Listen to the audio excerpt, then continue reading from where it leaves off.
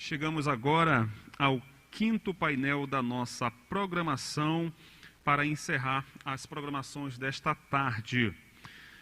As discussões serão sobre produção do conhecimento e tecnologia na Amazônia. É convidado para compor a mesa o moderador do painel, o professor Emmanuel Zaguri Tourinho, magnífico reitor da Universidade Federal do Pará. Por favor, uma salva de palmas para recebê-lo.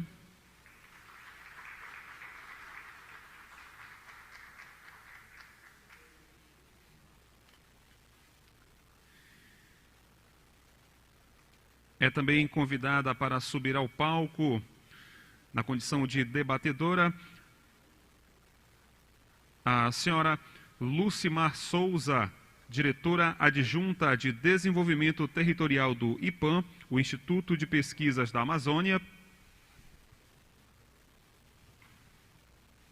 favor, uma salva de palmas para recebê-la também.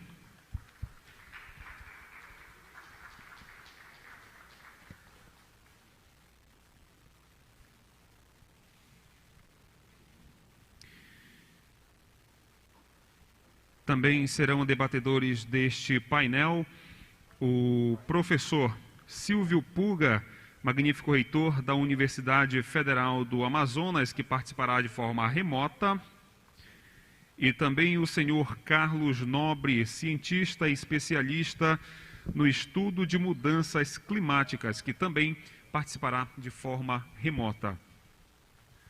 Neste momento, passaremos então o comando dos trabalhos ao moderador desta mesa, o magnífico reitor da UFPA, professor Emmanuel Zaguri Tourinho. Obrigado, boa tarde.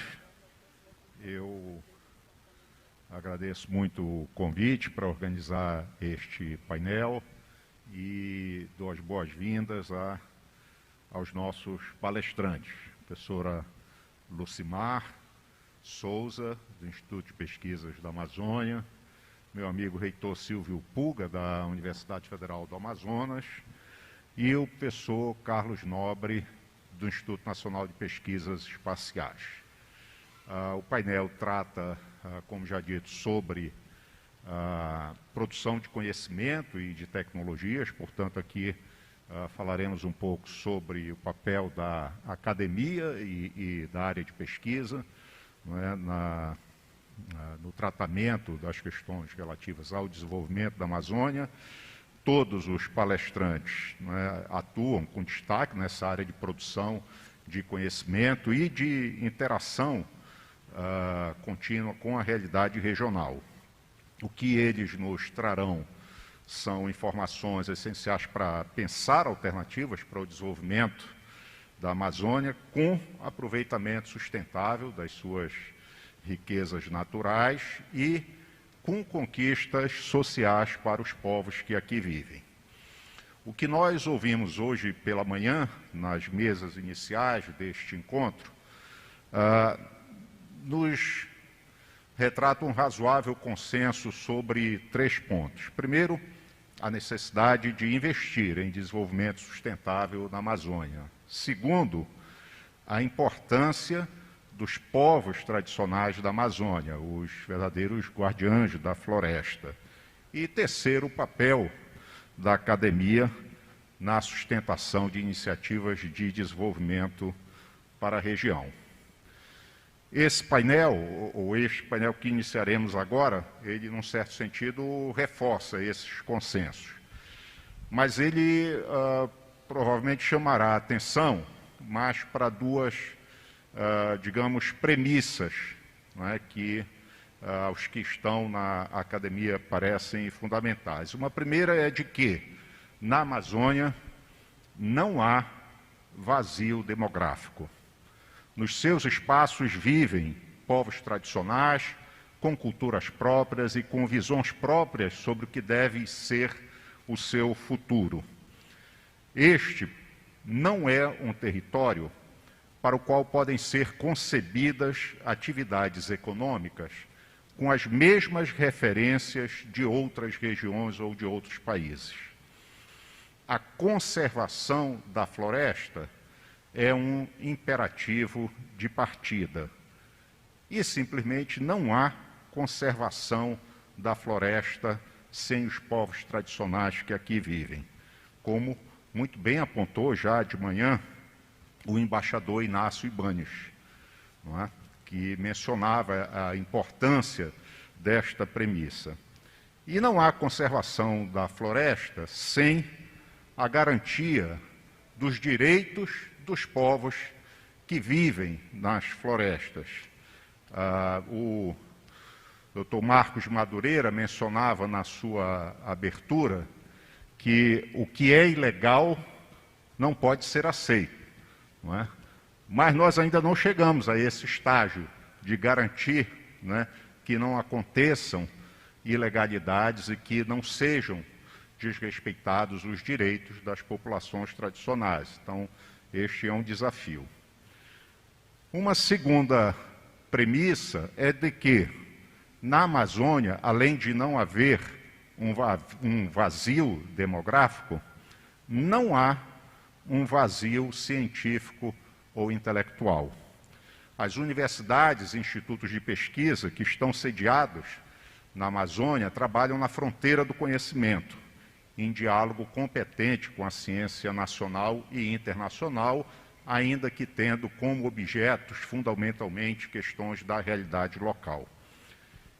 Essas instituições conhecem de modo único o bioma amazônico e as dinâmicas sociais da Amazônia. Em seu esforço cotidiano de formação e de produção de conhecimento e de tecnologias, as nossas universidades e institutos interagem com todos os atores sociais, incluindo governos, organizações não governamentais, movimentos sociais, setores empresariais e sociedade civil organizada. São, portanto, parceiros de enorme valor para a execução de projetos na região. Postas estas duas premissas, nesta rápida introdução do painel, eu queria acrescentar uma expectativa da academia, não é, ou das universidades e institutos de pesquisa sediados na Amazônia. Nós temos a expectativa de ser tratados como parceiros prioritários a recursos para projetos de conservação da floresta, a exemplo do Fundo Amazônia, dado o protagonismo das universidades e dos institutos na conservação da floresta. O que essas instituições fazem é algo da maior importância para a conservação e desenvolvimento sustentável. Isso no nosso trabalho cotidiano. Mas nós não fazemos tudo o que podemos fazer porque simplesmente nos faltam recursos, né? E muitas vezes nos faltam parceiros, sejam parceiros que compreendam, no geral, a importância das universidades, do conhecimento, da ciência, sejam parceiros dispostos a apoiar as iniciativas das universidades financeiramente. Então, é um pouco desse cenário que nós vamos discutir nesse painel. Vamos passar, então, para as apresentações e começamos com a professora Lucimar, não é, que nos falará a partir de sua experiência no Instituto de Pesquisa da Amazônia, o IPAM. Professora Lucimar. Boa tarde a todos e a todas. Eu posso ficar em pé, professor? Eu acho que eu falo melhor quando fico em pé. Então, eu queria começar a minha fala agradecendo a organização do evento Amazônia em Loco, em nome do IPAM. E queria também dizer para vocês que este professor foi meu professor no meu primeiro ano de faculdade e que foi muito bom na reunião preparatória encontrá-lo e saber que seria ele o moderador do nosso evento. Pode passar, por favor? Eu tenho... que ótimo. Será que eu vou... Para onde que eu... Isso. Então, a minha apresentação está organizada em 3 tópicos. Eu vou falar rapidamente sobre a atuação do IPAM, depois sobre as estratégias que a gente usa e trabalha para a produção de conhecimento e tecnologia, e depois um pouco sobre a conexão desses conhecimentos com a revisão e formulação de políticas públicas. Bom, o IPAM é Instituto de Pesquisa Ambiental da Amazônia, uma organização não governamental científica fundada em 1995 aqui em Belém, que trabalha basicamente pelo desenvolvimento sustentável da Amazônia, mas que, inspirada na ECO 92, no painel anterior, a pessoa representante do Estado de Mato Grosso falou da importância de conhecimento, de informação correta e adequada sobre a Amazônia. Então, lá, inspirados na ECO 92, um grupo de jovens pesquisadores resolveu fundar essa instituição com o objetivo de produzir informação de qualidade sobre a Amazônia, com a Amazônia, na Amazônia. Nós temos hoje a missão de promover ciência, educação e inovação para uma Amazônia sustentável, com o propósito de pensar um modelo de desenvolvimento tropical da Amazônia para o mundo e não no sentido contrário. Atuamos em 9 estados da Amazônia, mais fortemente no estado do Pará, estado do Mato Grosso, Acre, Maranhão e Roraima. No estado do Pará temos diversos escritórios. Começamos na Amazônia, mas hoje atuamos bastante no Cerrado. A nossa atuação está organizada em 3 eixos estratégicos. Então, há alguns anos atrás, nós olhamos para a Amazônia e dissemos quem são os usuários dos recursos naturais na Amazônia, e baseado nisso a gente montou nossa atuação. Então a gente trabalha significativamente com produção familiar sustentável, envolvendo aí quilombolas, pescadores, extrativistas e agricultura familiar. Trabalhamos com projetos de agropecuária de baixo carbono, mais voltado para médios e grandes produtores, mais fortemente nas cadeias de pecuária e de grãos, e também com territórios naturais protegidos, terras indígenas e unidades de conservação. E cada um deles com um tipo de atuação e um tipo de meta. A nossa abordagem, ela é uma abordagem que ela começa a partir de uma informação ou de um conhecimento. A gente faz um esforço enorme de testar isso e ver se isso faz algum sentido no mundo real, lá no chão, como a gente fala. Então, do conhecimento a gente vai para essa questão da viabilidade, faz sentido, não faz sentido. Uma vez que a gente identifica o que faz sentido ou não, a gente faz um esforço da escala, porque a Amazônia é gigante e as ações precisam ter escala, senão elas ficam na unidade demonstrativa e não atingem seus objetivos. Terminada essa parte mais de apresentação institucional, eu vou então falar da nossa estratégia de produção de conhecimento, da nossa linha de produção de conhecimento, que ela segue 3 estratégias.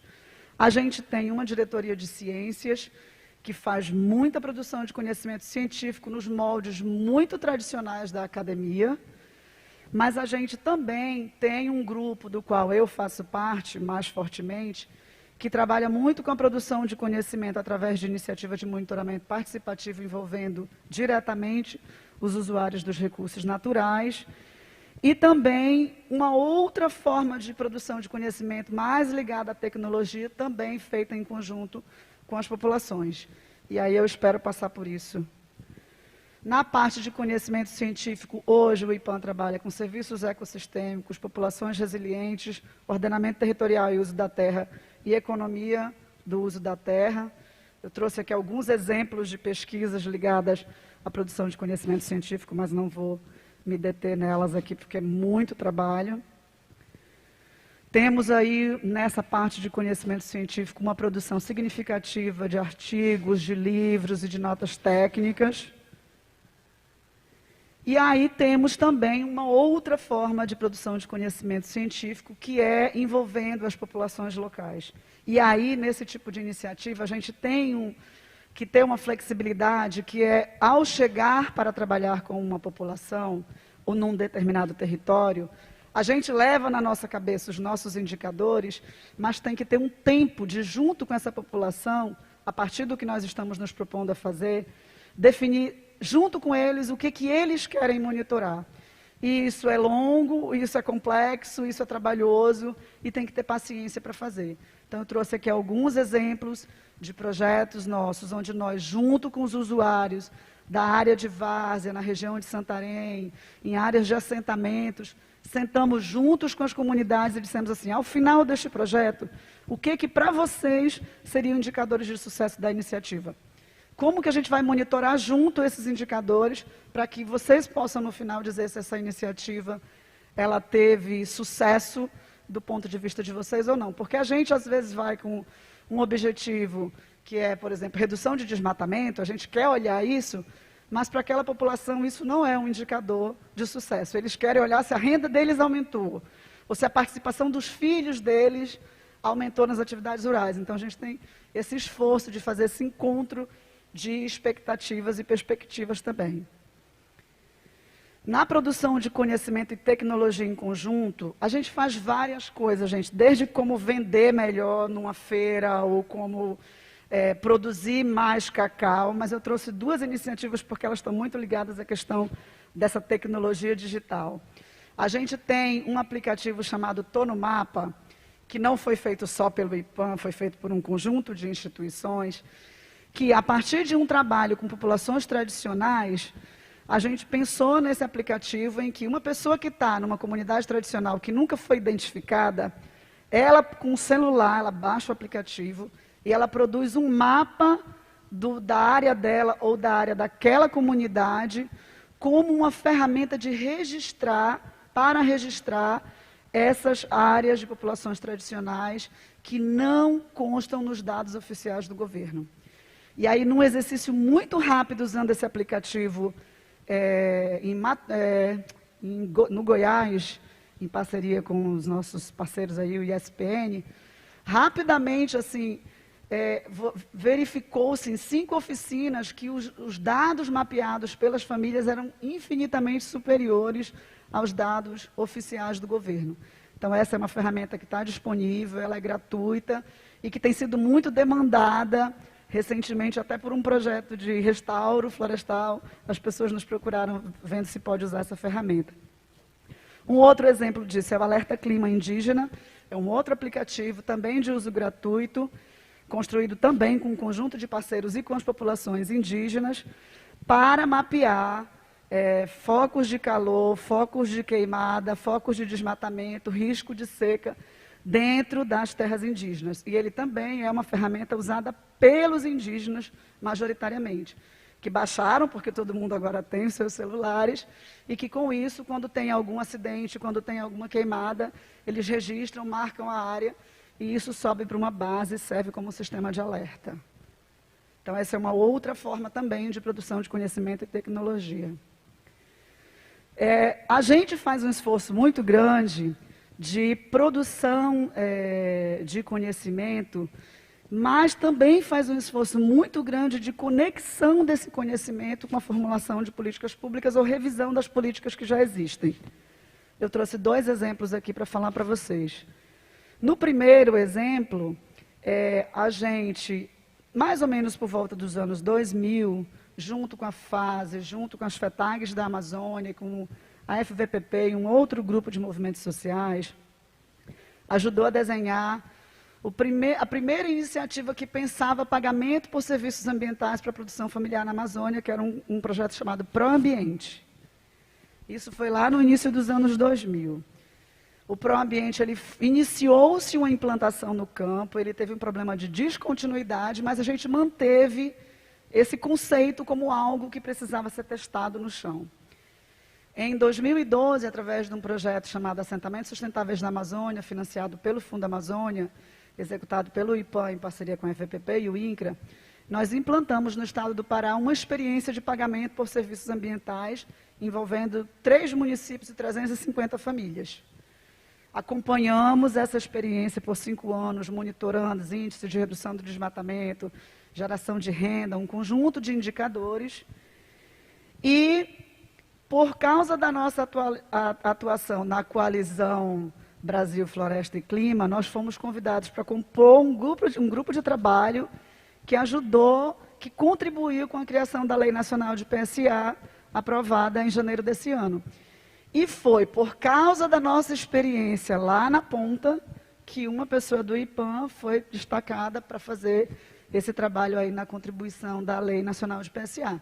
E aí a gente estava lá experimentando como fazer pagamento de PSA, na prática mesmo, envolvendo pessoas num território que para você visitar as 350 famílias que a gente trabalhava, você tinha que percorrer 2.500 quilômetros de estrada de chão. Então, esse tipo de experiência, de vivência na ponta, ela faz muita diferença na hora de você propor uma legislação, porque te ajuda a balizar o dado de realidade, te traz o dado de realidade. Então, esse é um dos exemplos. E o outro exemplo que eu trouxe já é relacionado ao mecanismo de redução de emissões por desmatamento e degradação, RED. Lá também, nos anos 2000, o IPAM resolveu criar um programa de mudanças climáticas e entrar de forma mais incisiva nesse tema. Dos anos 2000 até recentemente, participou ativamente de um amplo debate, que era um debate de inserir a questão dos mecanismos de redução compensada do desmatamento para remunerar os países como o Brasil, por exemplo, que tinha grandes áreas de floresta e grandes taxas de desmatamento. Publicamos um livro sobre isso, artigos, trabalhamos com diversos outros parceiros, Instituto Socioambiental, várias outras organizações. Essa é uma das coisas que eu vou trazer, inclusive na minha conclusão, não se faz nada disso sozinho na Amazônia, com documentos, com o engajamento do governo e uma série de outras iniciativas.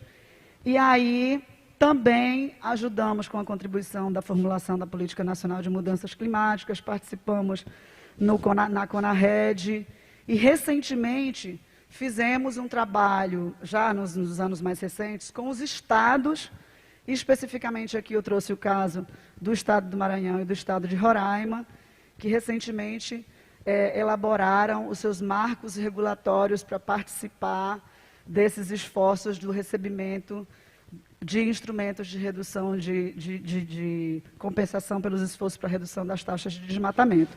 Então, essa é uma outra linha das estratégias do IPAM, que é esse esforço permanente de elencar o conhecimento científico e a academia a um outro universo, que é o universo da política pública. Eu trouxe aqui alguns desafios, inclusive parece que a gente combinou a nossa fala, porque o senhor passou por eles no início. Então, todo mundo que faz ciência na Amazônia, que trabalha com produção de conhecimento na Amazônia, sabe que o financiamento da ciência na Amazônia, ele é um desafio ainda, ele é complexo. Eu acho que um outro desafio é como que a gente concilia os interesses da academia e de um grupo como nós aqui nesse evento e as populações locais. Quais são as respostas que nós queremos e quais são as respostas que eles precisam. Então, tem aí uma questão sobre isso. Em 2019, eu não sei se vocês se lembram, mas a Amazônia teve um pico de queimadas. E aí, um colega nossa do Acre nos provocou e disse assim: vamos olhar o que está acontecendo com as queimadas, porque aqui no Acre está insuportável respirar. E aí, isso fez com que a gente parasse tudo o que estava fazendo, vamos levantar os dados sobre queimadas na Amazônia de novo, que era algo que a gente tinha trabalhado muito nos anos 90, mas que depois deu uma amenizada. Então, como é que você faz essa conciliação entre o que está acontecendo lá no chão, no mundo real, e a produção de conhecimento? Esse é um grande desafio. Não é sempre que a gente pode dar respostas tão rápidas e ter estruturas capazes de dar respostas tão rápidas. A outra questão também, acho que o professor falou um pouco disso na sua abertura, é a necessidade da produção de tecnologias da Amazônia. Esse esforço de... Não é que precisa ser só assim, porque se a gente disser que só pode ser assim, é muito radicalismo. Mas como produzir conhecimento daqui para que as soluções elas sejam daqui para fora, e não o contrário o tempo todo. Isso é um grande desafio também. E, por fim, tem vários outros desafios. Eu quis trazer a questão da necessidade de parcerias. E aí essas parcerias precisam ser com as populações, com instituições governamentais, com outras instituições de pesquisa e com a sociedade. E tudo que eu apresentei aqui para vocês, eu não trouxe os nomes de todos os parceiros, porque a lista ia ser enorme, eu ia gastar 1 hora só para falar disso, mas eu quis trazer esse ponto no final, porque nada disso, apesar de eu estar falando em nome do IPAM, foi feito só pelo IPAM. A gente tem uma lista de parceiros de mais de 100 instituições de pesquisa, instituições indígenas, instituições da produção familiar, instituições ligadas à média e grande produção, e não vou citar aqui instituições governamentais. Então, muito obrigada. Eu espero não ter estourado meu tempo.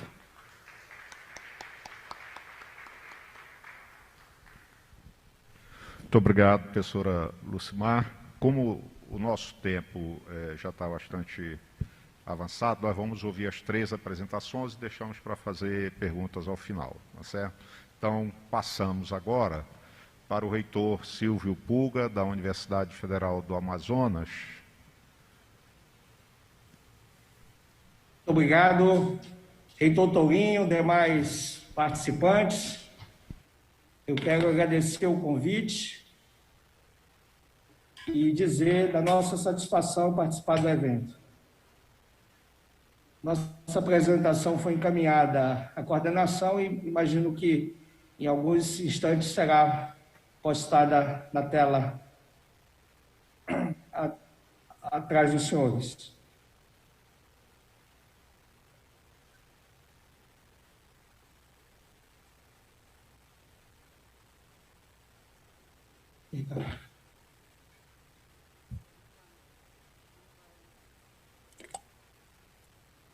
Reitor.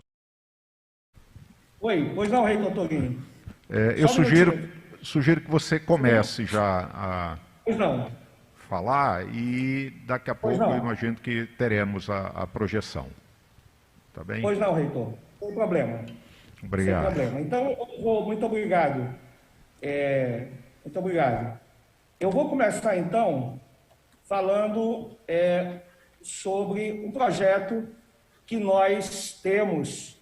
A nossa apresentação começa falando rapidamente sobre a nossa instituição, nossos cursos de graduação e de pós-graduação, mas eu queria me deter exatamente num projeto que aprovamos há um ano atrás, que envolve uma cifra bastante elevada, perto a casa de 100 milhões de reais, junto à empresa Samsung, onde nós, de forma arrojada, diria, né, tivemos na coordenação do projeto o Instituto de Computação da nossa instituição, e esse projeto é denominado Projeto Super.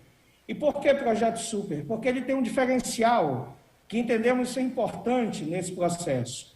Ainda que nós estejamos falando de ciência e tecnologia, tão importante para o desenvolvimento da nossa região, nós temos um eixo focado na formação do nosso aluno. Por quê? Porque entendemos que é esse aluno em formação que será o cidadão ativo do futuro, que vai ser aquela pessoa que vai defender a nossa Amazônia. Isto é, vai compreendê-la, conhecê-la e ser aquele elemento ativo na defesa da nossa região. Com que arma? A arma do capital intelectual, que é essa que nós oferecemos enquanto universidade. Então, esse projeto foi elaborado no primeiro momento e coordenado atualmente pela doutora Tanara Lauschner, que é nossa pró-reitora de inovação tecnológica. Esse projeto sofreu um amplo debate junto à SUFRAMA, que é o órgão de desenvolvimento da Amazônia Ocidental, e, a partir da sua aprovação, nós começamos a implementá-lo. E veja, quero fazer esse registro que é importante. Nós implementamos esse projeto, foi uma coincidência, exatamente no momento que a pandemia também estava iniciando aqui. Então, nós tínhamos até uma razão, talvez, para não começar o projeto. Mas entendendo que era um projeto extremamente estratégico para o Estado, para a região e para a instituição, nós decidimos iniciar o projeto. A minha assinatura final no projeto é exatamente no início de março, quando, infelizmente, também começou a pandemia aqui no estado do Amazonas. Então, nós tivemos a participação dos alunos. Esses alunos têm apoio, por exemplo, na área das ciências, como a matemática. Nós temos uma deficiência, isso é notório, do aluno que vem do ensino médio para a instituição. Ele tem uma carga de deficiência, não, o projeto trabalha esse aluno com apoio de professores do Departamento de Matemática, do Departamento de Física. É envolvido também a Faculdade de Letras da instituição, ele tem uma capacitação na língua inglesa. Ele também tem a capacitação no âmbito do suporte tecnológico via o próprio Instituto de Computação, além de um apoio psicológico dentro do projeto, porque o jovem em formação vai lidar com um ambiente de pressão, que para nós é um ambiente que já temos um certo treinamento, mas para muitas vezes o jovem é um ambiente novo, e também acessibilidade de Libras, e também é uma questão de gênero no projeto, que são as meninas do STEM que participam desse projeto. Então, é um projeto pensado numa lógica integradora, tendo o discente como protagonista. Eu penso que essa é uma questão importante que precisa ser ressaltada. Além disso, nós temos a capacitação básica comum, que é a capacitação tecnológica, do início ao fim da graduação, como já falei aos senhores, a capacitação básica específica, que englobe a computação, a engenharia e o design, e a capacitação avançada, que são oportunidades de participação em ações de qualificação e desenvolvimento científico e tecnológico de alto impacto. Então, para tanto, nós temos o nosso corpo docente envolvido. A UFAM hoje é uma universidade que tem mais de 1.000 doutores no seu corpo docente efetivos, e esse número tende a avançar cada vez mais na medida que os nossos concursos eles são feitos prioritariamente com a titulação mínima de doutor. Temos também buscado recursos para melhorar a infraestrutura e as demandas de capacitação, com modernização de laboratórios e formação e desenvolvimento de projetos. Isso também é uma questão importante nesse projeto. E temos também envolvido a sociedade na medida que o maior número de profissionais são capazes de colaborar com o desenvolvimento econômico do Estado. Então, o projeto Super, nós temos aí também, é bom se destacar, nós temos aí inúmeros bolsistas, e é bom que se diga, no momento, no auge da pandemia, né, quando muitos alunos tiveram dificuldade de acesso às bolsas, foi exatamente esse projeto que permitiu, né, que mais de 500 alunos tivessem bolsas nesse período, e foi muito importante, não somente para a sua manutenção, mas também para a sua complementação da renda familiar. Então, muitos alunos tiveram este amparo e trabalharam de forma remota durante esse período. No âmbito da capacitação, tivemos vários cursos realizados dentro do projeto. Nesse momento, existem 41 cursos em andamento dentro do projeto, e é claro que nós estamos no segundo ano do projeto, envolvendo também a unidade do STET. É uma unidade nossa no interior do estado, situada no município de Itacoatiara, que fica no Médio Amazonas. Então, esse é um projeto que atuamos em Manaus. Mas eu faço questão, e a nossa apresentação dentro do limite do tempo, para mostrar um outro projeto que é inovador. E esse projeto ele não ocorre na capital, ele ocorre exatamente no interior do estado. Ele ocorre na tríplice fronteira, onde fica o município de Benjamin Constant, onde temos a nossa sede, e ali próximo Tabatinga, é o município maior daquela região, né, que polariza. Nós temos ali o Parque Científico e Tecnológico do Alto Solimões. É uma iniciativa liderada pelo Ministério do Desenvolvimento Regional, em parceria com a Secretaria de Desenvolvimento Científico e Tecnológico do Estado do Amazonas, e tem como parceiros, né, nós estamos ali com nossos pesquisadores dentro desse processo, a UFAM, o nosso Instituto Federal do Estado do Amazonas, IFAM, e a nossa Universidade do Estado, a UEA. É bom que se diga também que, em 2018, nós assinamos um acordo no âmbito do Estado do Amazonas pioneiro entre as 3 instituições públicas, a IFAM, a UFAM, o IFAM e a UEA, tem um acordo de cooperação entre as universidades. E fizemos isso para reduzir burocracia, reduzir custos, eliminar uma série de situações que, por exemplo, processos que precisavam tramitar em diversas instâncias até a assinatura final dos reitores. Então, nós eliminamos tudo isso. Hoje, se há concordância das partes, já está acoplado no nosso acordo de cooperação, então a minha assinatura e de outros colegas reitores já é uma coisa muito mais simplificada desse ponto de vista. Então, quero dizer que foi um passo muito importante para que nós pudéssemos avançar nas parcerias em relação à ciência e tecnologia no Estado.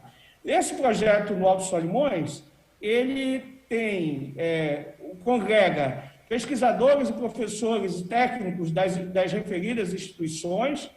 Ele trabalha também com as instituições parceiras, lá na ponta, no caso da área de agricultura, né? Temos também a análise econômica do projeto, que é feito pelos órgãos de financiamento, o CNPq, CAPES, a FAPEAM, e também tem uma vertente que nós chamamos, na nossa apresentação, ecológica. O Alto Solimões é um reduto de biodiversidade, de multiculturalidade, muitas possibilidades. Ali é um local que o nosso sentimento de brasilidade ele é muito mais forte, né? Eu, quando visito aquela região, visito nossa unidade acadêmica do Alto Solimões, realmente salta aos olhos essa diferença, né, multicultural que ali reside. A maioria das nossas etnias são ticunas. Eu mesmo tive a oportunidade, antes da pandemia, num curso que temos pioneiro naquela região e no estado, do agente de saúde indígena.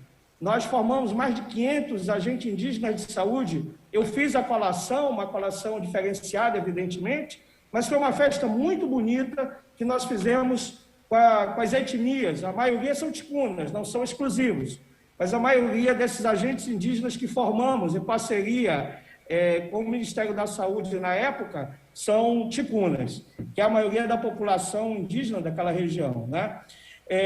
Dentro do projeto também, nós queremos fortalecer a chamada Rota da Biodiversidade. Essa é uma questão muito interessante, né? Nós temos produtos, e esses produtos, é claro que existem diversos estudos sobre esses produtos, mas muitas vezes esses estudos estão dispersos, dentro e fora do Estado. São estudos importantes.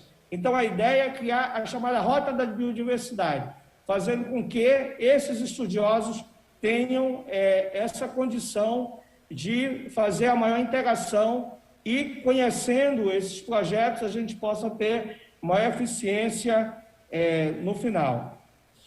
Em relação aos participantes, também temos estratégias, né?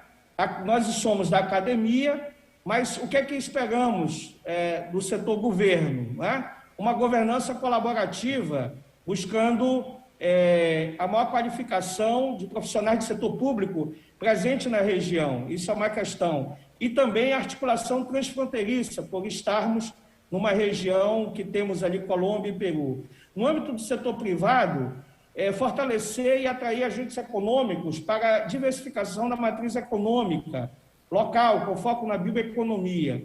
Para tanto, é preciso articular a parceria público-privada para inovação, estruturação de ambientes de negócios inovadores, fortalecer os mercados locais.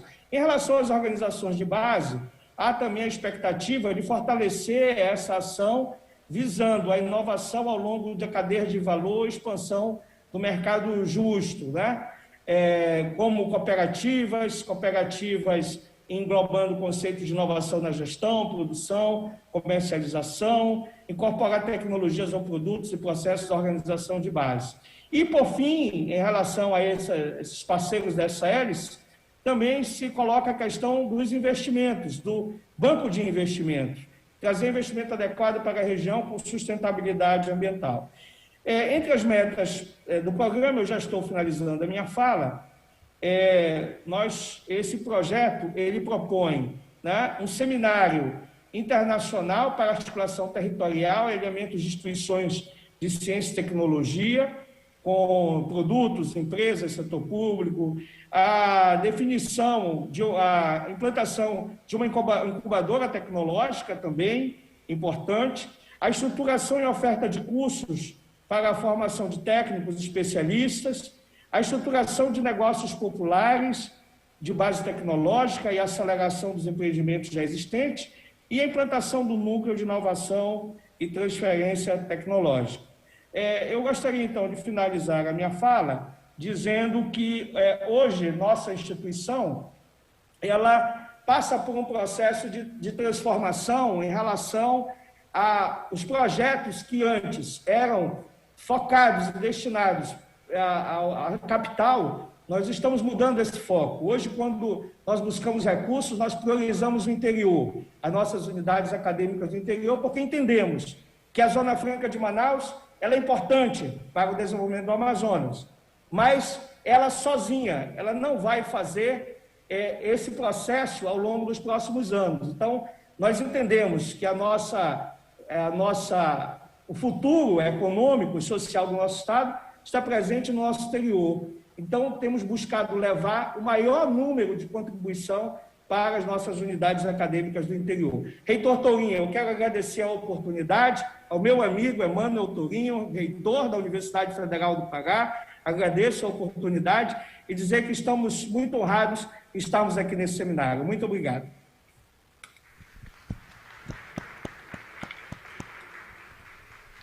Muito obrigado, caro reitor Silvio.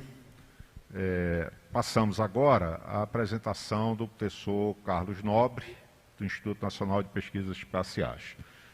Eu solicito ao apoio técnico que projete a apresentação que foi enviada pelo professor Carlos Nobre e que o faça também na tela à nossa frente, por favor.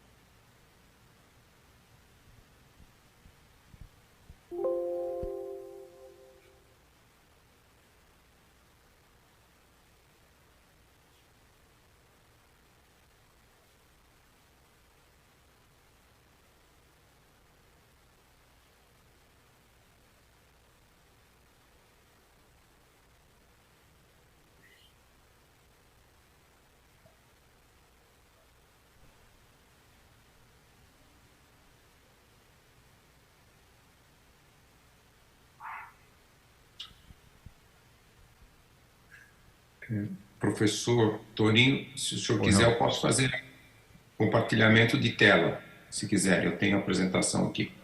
Por favor.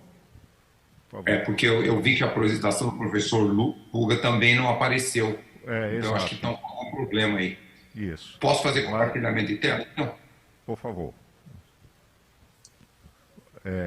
Agora, o senhor não está ainda aparecendo para nós. Vamos ver se resolvemos isso.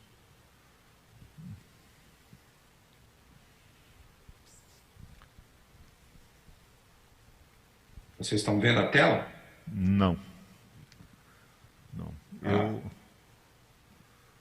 Eu estou me vendo aqui. Estou me vendo. Então tem algum problema interno aí. Isso. Não apareceu a tela. Mais um minuto para ver se conseguimos resolver essa questão técnica. Se não for possível, aí eu vou sugerir que o senhor comece a fazer a sua exposição.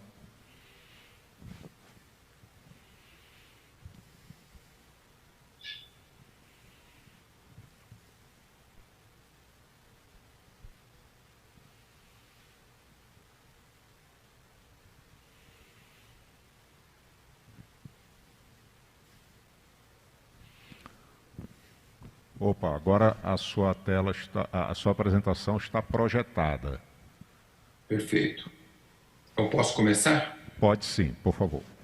Então, boa tarde, professor Tourinho, professor Lugo e também Lucimar. Eu vou, de certo modo, Lucimar, eu vou dar continuidade ao desafio que você colocou no seu último slide, né? Os desafios de conhecimento e como trazer conhecimento, como desenvolver tecnologias, como envolver as populações amazônicas para se conseguir uma melhor qualidade de vida, mantendo todos os recursos da floresta, da biodiversidade, desse modelo de economia de floresta em pé que nós todos coletivamente hoje discutimos tanto. Eu vou falar desse projeto Amazônia 4.0, que é uma tentativa bastante disruptiva de ligar biodiversidade, criatividade e tecnologia para um novo modelo de desenvolvimento para a Amazônia. Então, vou falar um pouco do que é a iniciativa, vou falar do que são esses laboratórios criativos e esse laboratório que nós estamos construindo com o Cupuaçu Cacau. Então, basicamente, a questão que todos nós nos colocamos, e é muito bom também ver as universidades federais do Pará, do Amazonas, também se envolvendo tanto nesse modelo, né, vamos dizer assim, que é alguma coisa que já acontece há algum tempo.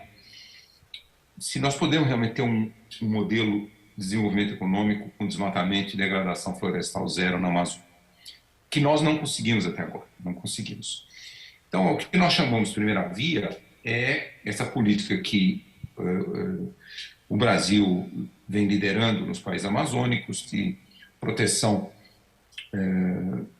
de territórios indígenas, áreas de proteção permanente. Nós temos 47% de toda a bacia amazônica, de toda a floresta amazônica, 6,2 milhões de quilômetros quadrados, em unidades de conservação em terras indígenas, 25% de terras indígenas têm os menores índices de desmatamento.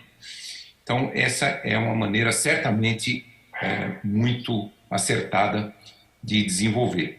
E aí estão aqui esses 47% da floresta, nesses dois modos de proteção.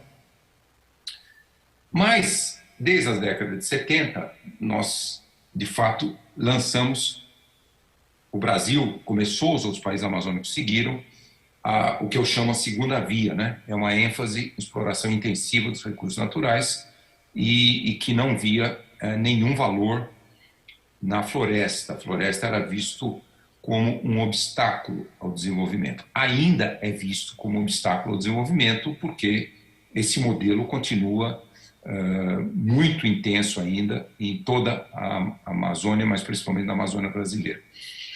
Professor Torinho, eu não sei se o senhor sabe, mas houve uma frase muito marcante da lógica da ditadura militar, que ela foi cunhada, não muito longe aí do campus da UFPA, ela foi cunhada em 1972, no que era aquela instituição de pesquisa de agricultura, que depois virou a Embrapa. A Embrapa surgiu em 73, e ela foi cunhada por um pesquisador aí de Belém, daquele instituto, e por um professor da Exalc. E qual era essa frase? Ocupação da Amazônia seguirá a pata do boi. Então, até a ciência naquela época, a ciência de agricultura principalmente, ela era uma ciência que não enxergava valor nenhum na floresta. E essa frase foi incorporada pela ditadura militar, que junto criou aquela frase integrar para não entregar, que era o medo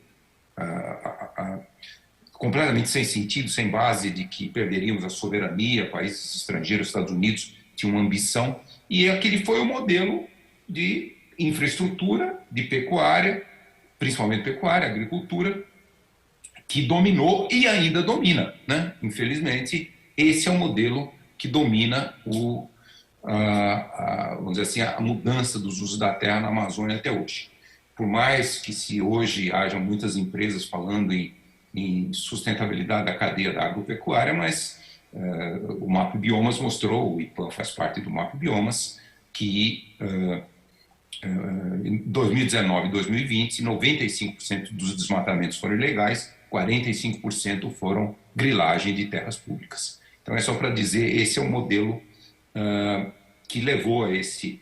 Nós temos aproximadamente 20% da Amazônia desmatada, 23% dessa área foi abandonada, há recrescimento da floresta, e nós temos na Amazônia brasileira quase 20% em vários estágios de degradação. Inclusive, na sessão anterior, a empresa de Mato Grosso falava de uma exploração sustentável de madeira, mas infelizmente mais de 80% da exploração de madeira na Amazônia é ilegal, é bastante destrutiva e é o início do processo de degradação florestal. Então, isso e tudo, todos nós conhecemos muito bem, isso foi só uma introdução que eu queria fazer. Então, realmente, o Amazônia 4.0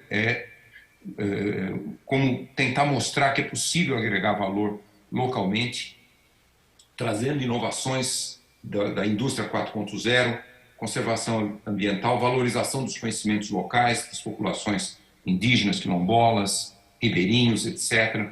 Então, é tentar mostrar isso na prática, né? Então, nós estamos criando um primeiro laboratório, mas nós, de certo modo, já desenhamos 3 laboratórios. Um laboratório é uma mini biofábrica que demonstra como agregar valor. O reitor, professor Lugo, reitor da Universidade Federal do Amazonas, sabe muito bem que a Zona Franca de Manaus gera 80 mil empregos, ainda que tenha 30 bilhões de reais de subsídios.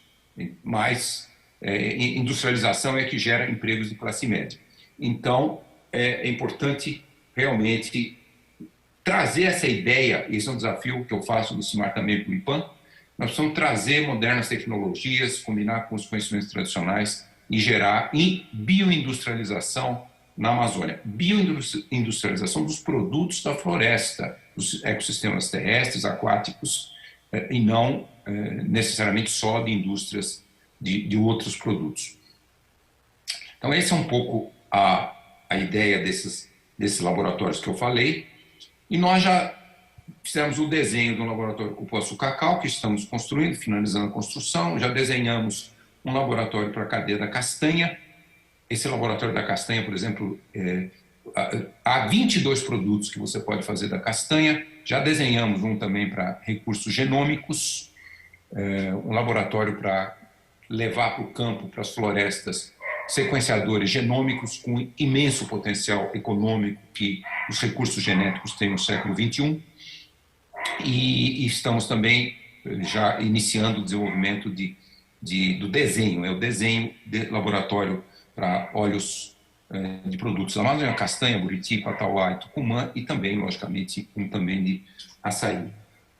E nós avançamos, como eu falei, já temos 3 desenhos e já estamos construindo o primeiro laboratório. Então, a ideia é unir tecnologias bastante avançadas, indústria 4.0, com conhecimentos tradicionais e começar e também levar isso para a Amazônia, fazer exercícios de capacitação em comunidades.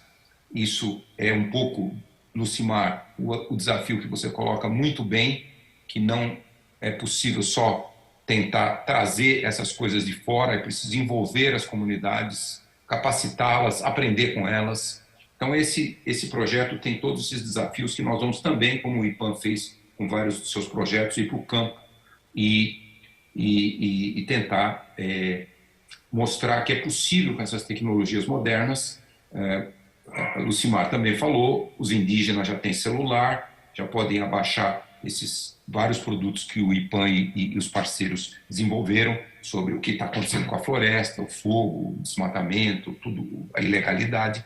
Então, são belíssimas mostras da ligação com tecnologias 4.0 para beneficiar populações amazônicas. Então, esse é um laboratório que nós estamos já na fase final. Ele é liderado pelo diretor científico do projeto, Ismael Nobre, e é um pouco baseado nessa coisa lógica que é a valorização de qualquer produto, né? Um quilo da semente do cacau. O Pará, como você sabe, hoje já é o maior produtor de cacau do Brasil, passou a Bahia, mas logicamente a maior parte é exportada para fábricas de chocolate fora da Amazônia. E esse é um pequeno motivo, 1 quilo de cacau versus 1 quilo de chocolate fino, só para mostrar realmente a industrialização é o que gera empregos de classe média. E esse laboratório é muito para fazer o processamento todo, não vou entrar em todos os detalhes, mas esse, em inglês, tree to bar, você sair da semente do cacau e fazer todo o processamento, a fermentação e a produção até você ter o produto final, que é várias formas de chocolate, e também o laboratório vai processar a semente do cupuaçu para fazer o cupulate e também a polpa do cupuaçu e do cacau, vai processar os resíduos, é uma indústria 4.0 renovável, não vai produzir nenhuma água contaminada e nem resíduos. Então, esse é um laboratório que nós estamos desenvolvendo, atualmente aqui em São José dos Campos, onde nós estamos, mas em breve nós já vamos levar para a Amazônia. Temos engenheiros e técnicos trazendo essas inovações. Esse é um laboratório que ele traz a indústria 4.0, também não vou entrar em todos os detalhes, mas tem bastante digitalização, então, processamento todo do material, tem todos os padrões digitais, todas as máquinas que se comunicam com um iPad, como vocês estão vendo ali. Então, as comunidades que vão receber a capacitação, elas vão aprender a como fazer todo esse processamento, a produção, e isso garante uma qualidade muito alta. Vai ser um chocolate, um cupulate de altíssima qualidade. A máquina, o laboratório já foi testado, já produziu várias quantidades aí de testes de chocolate. Então, o laboratório é esse que vocês estão vendo ali, é uma tenda portátil, que vai ser transportado para a Amazônia, e essa fotografia, o que ela está mostrando é um encontro de 3 semanas atrás. Eu não vou dizer o nome das pessoas, mas o Ismael é esse que está mais alto aqui, que é o diretor científico, e aqui tem todos os representantes dessas comunidades, inclusive líderes indígenas, e eles tiveram essa reunião que já é para começar, já identificamos as 4 primeiras comunidades que vão receber essa capacitação. Professor Torinho, essas iniciais são no estado do Pará, e são essas as comunidades. A comunidade aqui em Belterra, as mulheres amazônicas, a Associação das Mulheres Produtoras Rurais de Belterra, a Mabela, que produz cupuaçu, cupulate, e já é um dos produtos que elas começam a produzir, e com esse laboratório vão aprender a usar essas tecnologias mais modernas.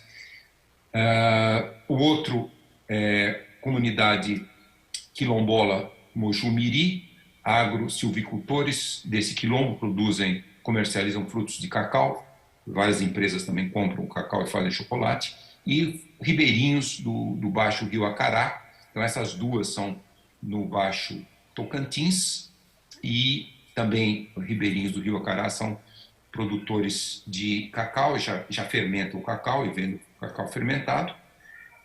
E a quarta comunidade é a Resex Tapajós Arapiuns, como vocês sabem, é a maior Resex da Amazônia, 22 mil pessoas, 70 comunidades de povos da floresta e mais 11 comunidades indígenas. E também já há o projeto Saúde e Alegria de Santarém, já tem uma parceria muito grande, já tem instalações ali. Nós vamos levar o laboratório e fazer capacitação de dezenas de pessoas dessas comunidades. São também produtores ali, tanto de cacau quanto de cupuaçu.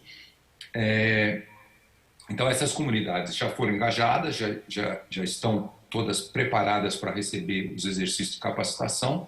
E a ideia, logicamente, essa é uma parceria que nós temos também com a ONG Conexus, e financiados essa parte de campo pelo Laboratório de Inovação do BID, e do Banco Interamericano, que está financiando boa parte dessa capacitação. E a ideia é criar esses ecossistemas de inovação, sustentabilidade e negócios, né? Um ecossistema de sustentabilidade, capacitação das comunidades, criarmos uma condição de geração desses ecoempreendedores 4.0 para essa bioeconomia de floresta em pé. Esses laboratórios são ecossistemas de inovação, são criativos, e vencendo vários desafios de ciência, tecnologia e inovação. É muito importante, eu já menciono isso para os 2 reitores presentes, muito importante o envolvimento da academia, é muito importante que departamentos vários das universidades se interessem muito de fazer esses desafios, vencer os desafios tecnológicos. Também um dos maiores desafios que nós temos é como combinar conhecimentos tradicionais dessas populações, dos povos da floresta, com as tecnologias modernas, e também, logicamente, criar esses ecossistemas de negócios sustentáveis, essas bioindústrias, startups. Então, a ideia é começar a fazer essas capacitações, e depois da 4ª capacitação, nós pretendemos também levar o laboratório para as universidades. Já menciono os dois reitores, mas também já temos o convite da Universidade Federal do Oeste Paraense, a UFOPA, para fazer um exercício desses com alunos, começar a trazer alunos para fazerem esses cursos com os laboratórios e, quem sabe, esses alunos se tornarão ecoempreendedores e vão começar a gerar esses negócios. Esse projeto começou lá atrás, quando eu escrevi um paper criando essa ideia da terceira via amazônica. Começamos a desenvolver mais em 2018 e depois a pandemia nos atrapalhou, mas começamos no final de 2020 a desenvolver o laboratório e agora estamos criando um Instituto Amazônia, mas em 2022 já vamos levar isso para o campo e começar esses exercícios de capacitação. Temos uma série de parceiros que nos financiam nisso, várias fundações, principalmente filantropias, e também uma série de parceiros técnicos, aí de Belém, o Amazon, a Biotech, a Conexus, o Centro de Empreendedorismo da Amazônia e vários outros parceiros o Projeto Saúde e Alegria, então a UFOPA e também, então estamos realmente motivados aí a criar esse ecossistema de inovação com todos esses parceiros. Muitíssimo obrigado e estou à disposição e muito obrigado pela oportunidade.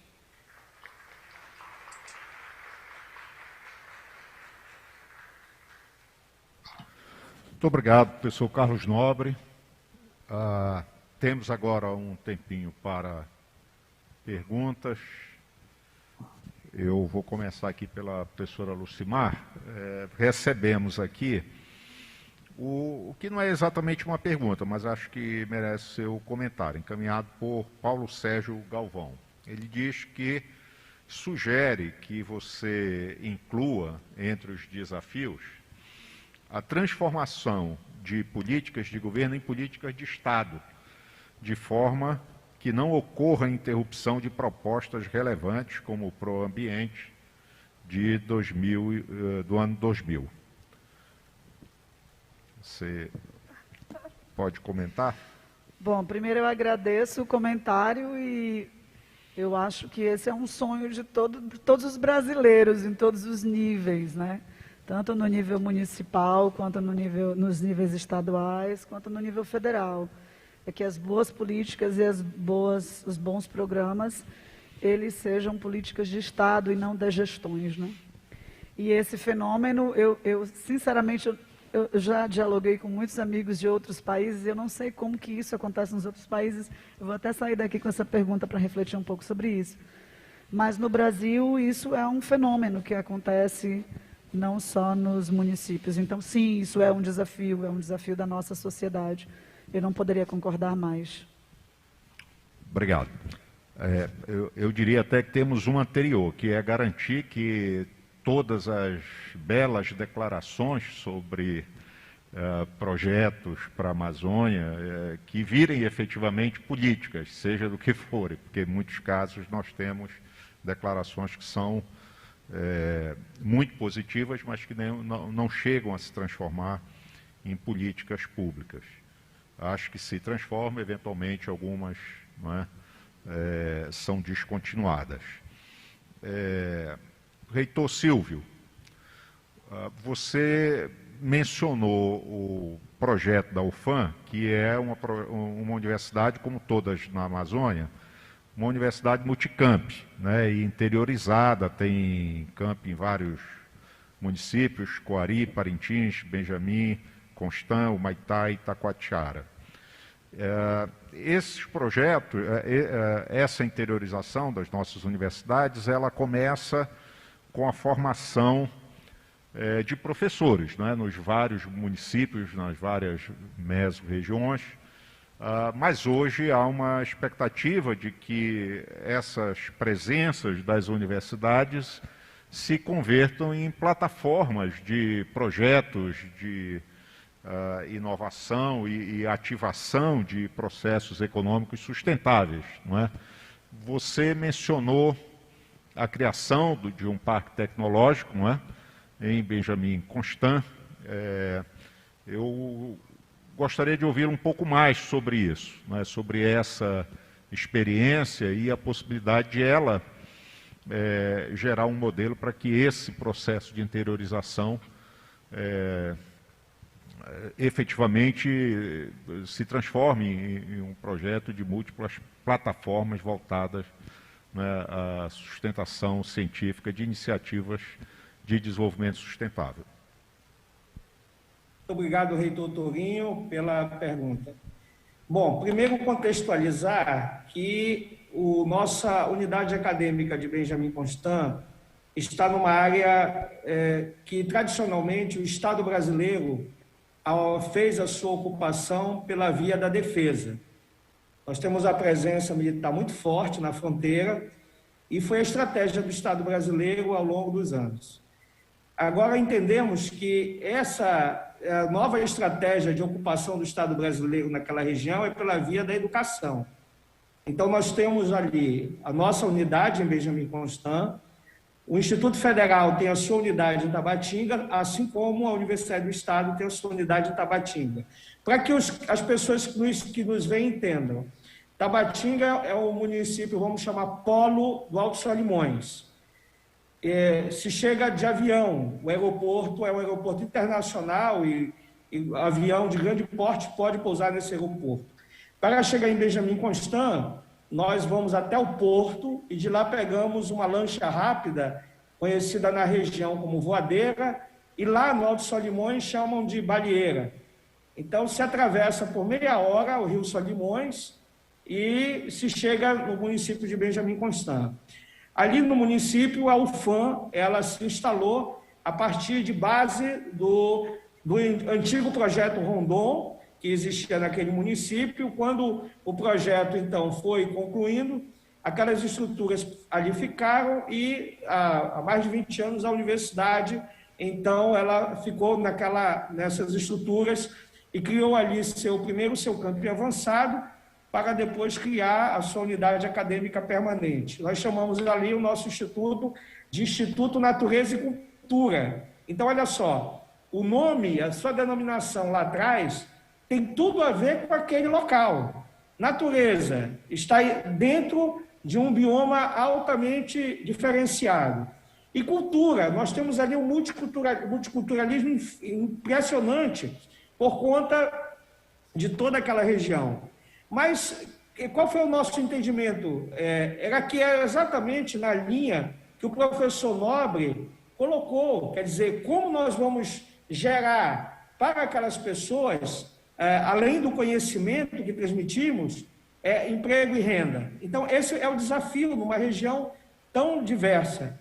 Então, a partir das tratativas dos nossos pesquisadores, é bom dizer que esse projeto nasceu dos nossos pesquisadores locais. Ele não foi um projeto que o reitor foi em Brasília, negociou e trouxe para lá. Não. É um projeto que nasceu dos pesquisadores locais. Então, é um projeto que nasceu em parceria com o Ministério do Desenvolvimento Regional, com a participação importante do governo do Estado do Amazonas, é bom que se diga, através da SEDEX, também da FAPEAN, que é a nossa Fundação de Amparo. Esse projeto já existe. E lá nós temos esse Parque Científico e Tecnológico. É como se fosse um mini CBA, né? Acho que CBA, todos que me escutam, sabem o que eu estou falando. Centro de Biotecnologia da Amazônia, que está situado aqui em Manaus. Lá, na verdade, é um mini CBA.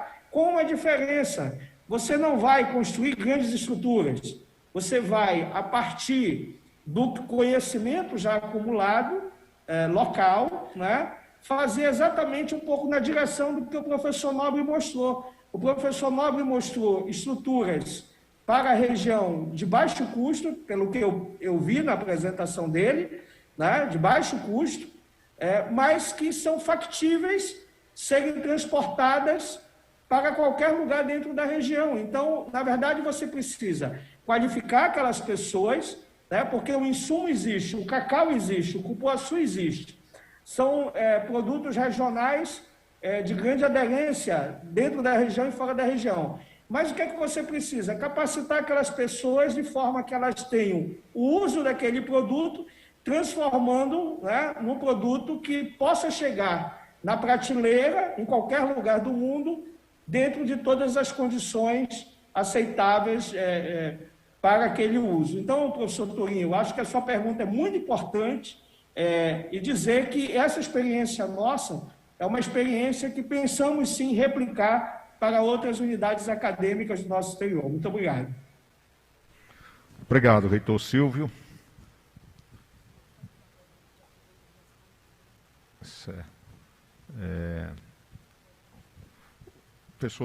Reitor Silvio, a professora Lucimar está aqui perguntando o número de alunos envolvidos no projeto LIDER. E se... Projeto Super, 500, mais de 500 alunos, Super. Projeto Super. É um projeto em Manaus. Ele tem Sim. mais de 500 bolsistas, professora. Foi um projeto muito importante, como eu destaquei, inclusive na pandemia, esses alunos tiveram essa oportunidade. E o valor da bolsa é um valor muito bom, diga-se de passagem, maior do que das nossas agências de fomento. É um valor muito bom. Justo. Ótimo. Obrigado. Professor Carlos Nobre, a sua apresentação, ela traz um modelo, não é, muito alinhado com as nossas expectativas de criar alternativas econômicas para que os povos, não é, tradicionais possam, usufruindo, não é, dos resultados, criar uma cadeia de aproveitamento sustentável de recursos naturais. Eu gostaria que o senhor falasse um pouco mais sobre, primeiro, o papel das comunidades tradicionais uma vez instalado, não é, esses laboratórios. E, quer dizer, eles são... O senhor cita no início que uma das premissas é a valorização, não é, das populações locais, mas neste arranjo, se eu entendi bem, não se trata apenas de valorizar o conhecimento da população local, mas de colocá-los como partícipes dos negócios, não é? Como é que é a cadeia econômica que se institui a partir da instalação de um laboratório desse em uma comunidade? Bom, professor Torinho, em primeiro lugar, deixa eu só fazer uma observação, e eu tenho certeza que o senhor sabe muito bem, porque quem é um pesquisador que fez e que faz o dado que eu vou citar aqui é da sua universidade, o professor Francisco Costa. Então, recentemente, o senhor sabe, foi apresentado no Fórum Global de Bioeconomia Circular, algumas semanas atrás, em Belém, o professor Francisco Costa apresentou o resultado de um estudo que fui eu, inclusive, que propus esse estudo para The Nature Conservancy, que era uma avaliação muito rigorosa de quanto vale economicamente os sistemas agroflorestais. Então, ele fez esse estudo, 30 produtos de sistemas agroflorestais no estado do Pará, 2019, e ele chegou à conclusão que aqueles 30 produtos, que vai muito além de açaí, castanha e cacau, 30 produtos, a floresta tem centenas de produtos potencial, mas ele pegou 30. A grande parte desses produtos, eles não entram nas estatísticas econômicas do IBGE, então eles são coisas que não aparecem. E ele, 2019, beneficiou 224 mil pessoas e foi 5,4 bilhões de reais. Então, isso são sistemas agroflorestais e não ainda sem industrialização. Então, é só para dizer que mesmo o potencial desses produtos é muito superior, e há vários estudos, e por isso que alguma decisão que nós temos que ter é uma decisão muito mais difícil, que é, por exemplo, açaí, ele é 10 vezes mais rentável que pecuária na Amazônia. Cacau é 5 vezes mais rentável que pecuária. Eles são e 5 a 10 vezes, desculpe, e é 5 vezes mais rentável que a soja. Isso são vários estudos feitos, inclusive estudos que o IPAM fez. Então, quer dizer, economicamente, realmente, o desenvolvimento de uma bioeconomia de floresta em pé, ela não é só para beneficiar as populações amazônicas, ela economicamente faz mais sentido. Isso eu estou falando sem industrialização, é o valor. O açaí, o professor Francisco Costa também estuda isso há muito tempo, ele tirou mais de 250 mil pessoas do estado do Pará, da classe E, a maioria passou para a classe D, vários chegaram na classe C. Quando a gente pega a cooperativa de Tomé Açu, ela já criou centenas de pessoas até na classe C e até na classe B, alguns. Então, isso ainda com um nível muito pequeno de agregação de valor por industrialização. Só para fazer um primeiro ponto, que sistemas agroflorestais, em produzindo dezenas de produtos, ou como a Camta produz mais de 124 produtos, eles já são economicamente faz muito mais sentido do que pecuária e até do que soja. Também pecuária e soja, ela não distribui a renda, ela não só é menos produtiva, mas ela concentra muito a renda na mão ou das grandes empresas da cadeia da soja ou dos pecuaristas de grandes fazendas pecuárias. Há uma distribuição muito desigual de renda. As pessoas, os funcionários dessas fazendas continuam ainda na classe muito pobre. Então, eu só quero mencionar isso primeiro para ver que a potência econômica é muito grande. Agora, industrialização, sim, porque país de classe média é país industrializado. É onde você tem agregação de valor, onde você gera produtos com valor agregado. Ainda que a Zona Franca de Manaus seja super subsidiada, mas ela gera 80 mil empregos diretos via industrialização.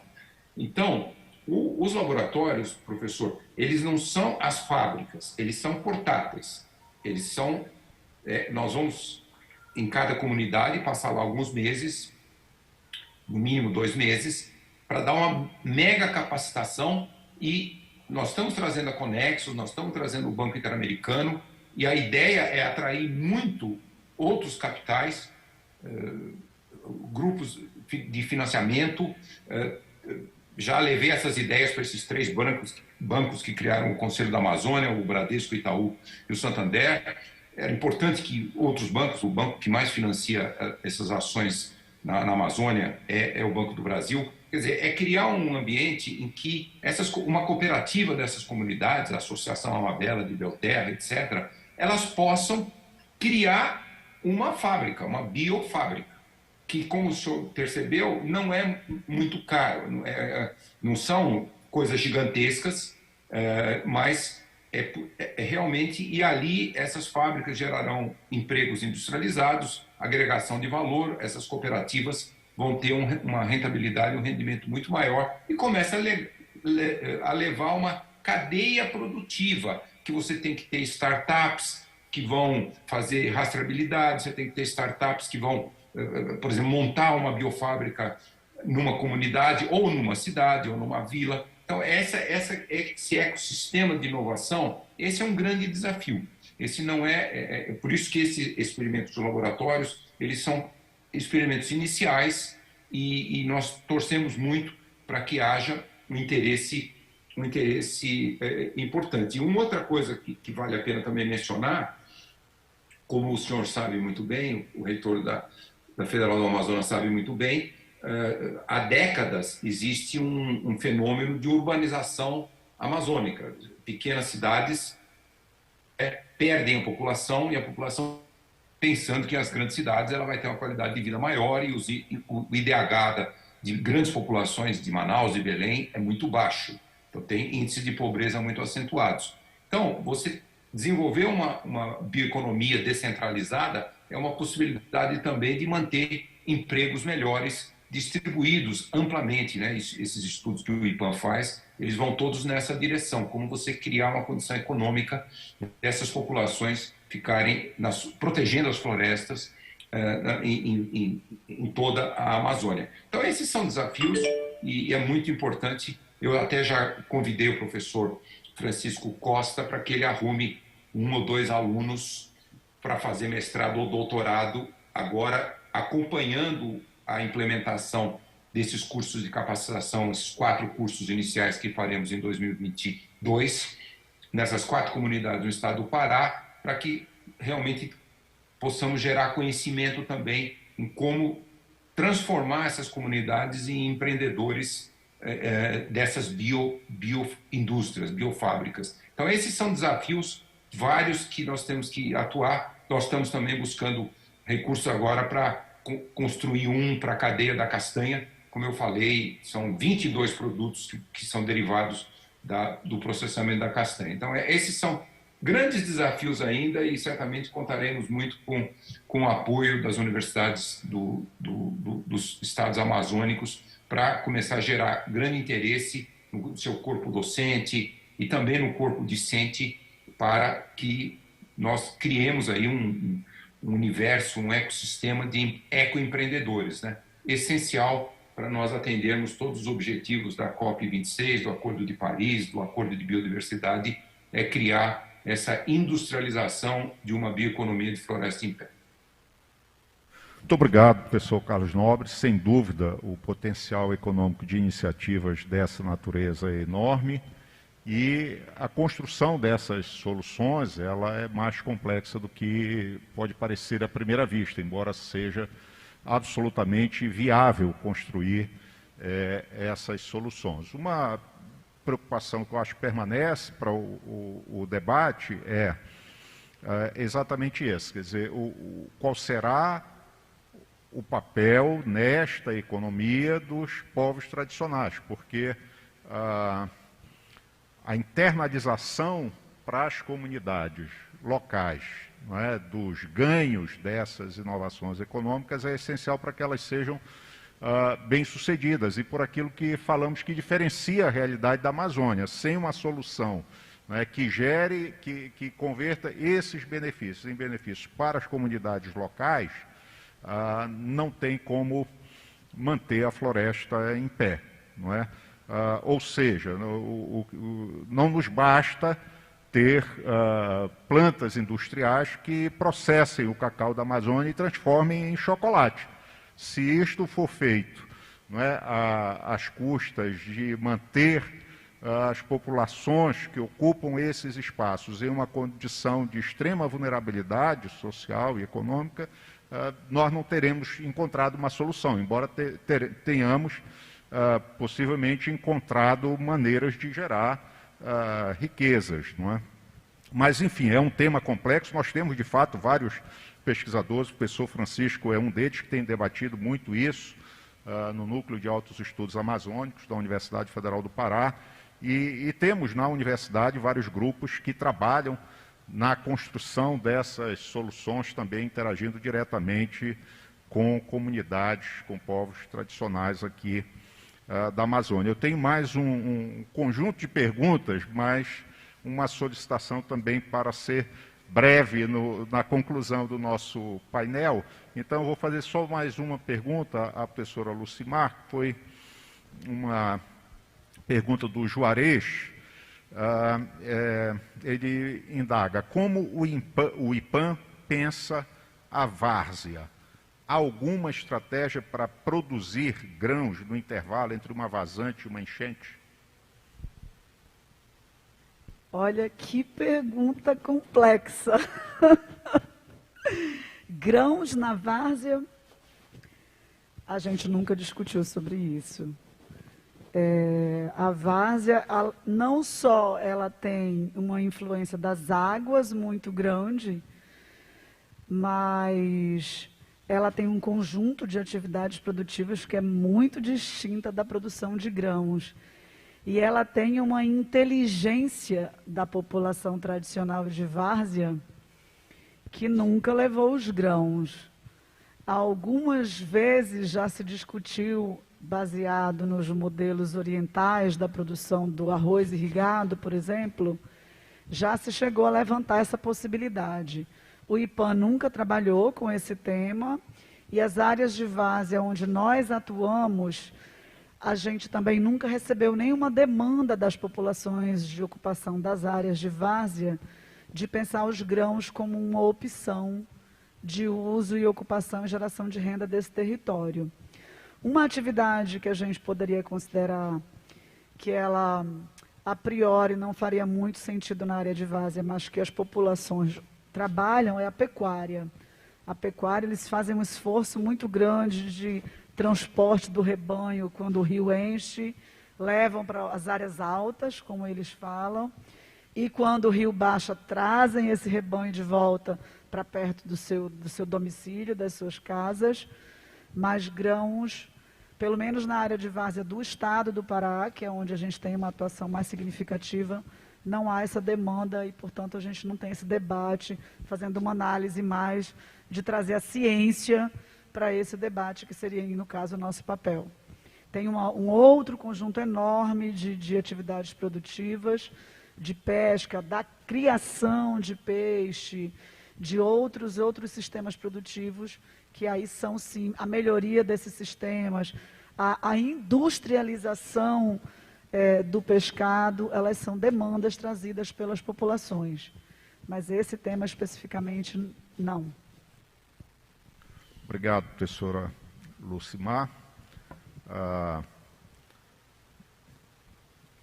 Voltando à mesma tecla, este é um exemplo de como a gente aqui precisa trabalhar soluções que envolvam inovações tecnológicas e a compreensão e a consideração do que são as comunidades locais, né? Nós temos uma experiência de cultivo de arroz no interior da ilha do Marajó, né? Que é exatamente isso que ele está perguntando. Isso está acontecendo numa escala razoável, mas não foi suficiente para transformar a realidade social do Marajó. Ao contrário, nós temos tido agravamento, né, dos problemas sociais, apesar da instalação de um projeto, não é?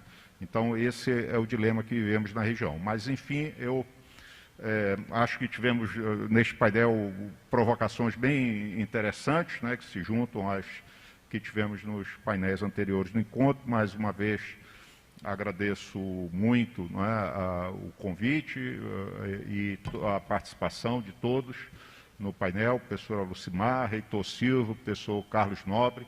Muito obrigado, obrigado a todos vocês que ficaram conosco até agora, e passo a palavra ao nosso cerimonialista para que ele, então, conduza o encerramento desta sessão. Obrigado.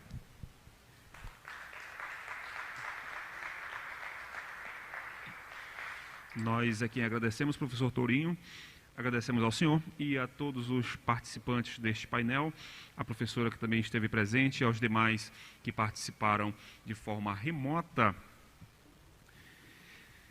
E desta forma chegamos, portanto, ao final da programação de hoje do seminário Amazônia in Loco. Esperamos que todos tenham aproveitado o conteúdo debatido hoje, assim como as oportunidades de networking.